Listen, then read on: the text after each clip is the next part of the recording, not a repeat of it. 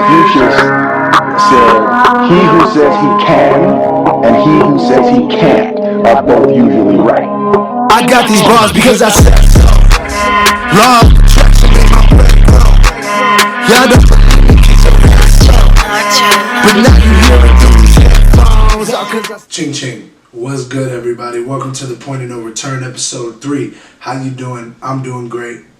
That's all I know. First off, I wanted to start this video off by saying today, guys, thank you so much for everybody who supported us on this journey and this ride.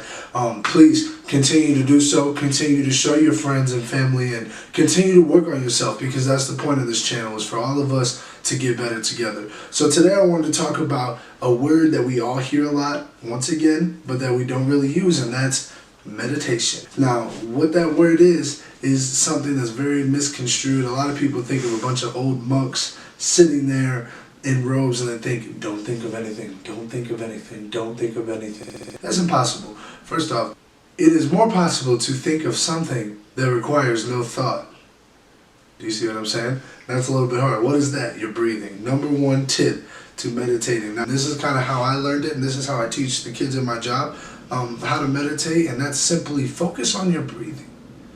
That sound, everybody, you hear that a lot. What I want you to do is when you breathe in, I want you to feel all of the different sensations within you. When you breathe in, you can notice things about the way your body is reacting to the act of breath. It's something we don't ever think about because we take breathing for granted. Hashtag gratitude. I started my meditation journey about 2 years ago. I went through a very, very rough patch in my life. A lot of you guys know that. I don't want to go into too much detail because I plan to share that as a different video coming soon. But I went through some dark places and I was forced to be alone with my depression, my inability to see the bigger meaning to everything I was doing. So when I found out about meditation, I was kind of in a place where I thought, you know, my life is so bad, I might as well try this. I might as well try this thing I've heard about. But at first, I was not good at it, guys.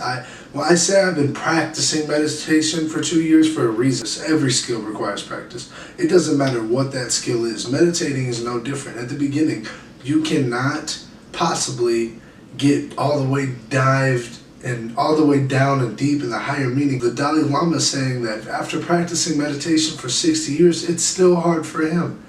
The Dalai Lama, I mean, His Holiness. And so what you guys have to understand, though, is why do all of us do it? Extreme mental health benefits from meditating for only 5 minutes a day, every day. People don't do things because they say, I don't have time.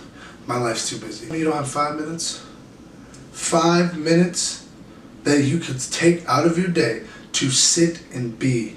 The point of meditation is to simply be. There's no other thing on that. You're not trying to reach a godlike level. Maybe eventually down the road if you think that it can connect you that way, but the original goal is to be. Really, the life benefits, because when you clear room up here, it allows you to see what's in front of you a lot more clear.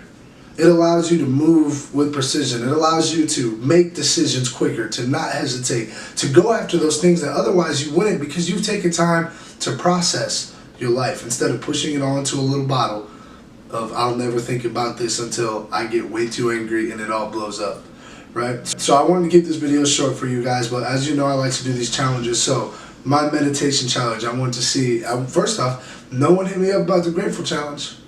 What are you guys doing? Come on now. If you right now are listening to these things I have to say and thinking, well, these are some good ideas, but why should I listen to him? Why should I try these things? Why should I take time out of my life, my busy schedule, to do these? Because it's not for me. You have an opportunity here to grow and move forward.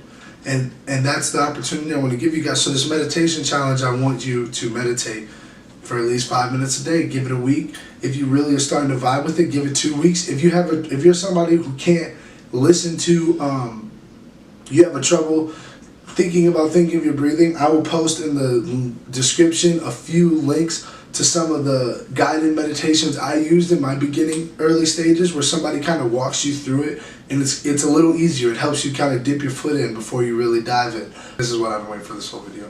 So next week we are doing big things. Me and my fiance Kaylee are going to be going to Revive Spa in St. Joe, Michigan, and trying out an isolation float tank. I'm so excited. It's essentially a tank where all of your senses are deprived from you. the theory behind it was, if we take away 5 senses, would a 6th sense appear? Would you be able to go within your mind? And this is something I've been wanting to do for a long time. It's something I'm very excited to do, and I'm very excited to share with you guys. So, bless up. You know how it is. Pointers do not return. This is Arias Williams. Catch me outside.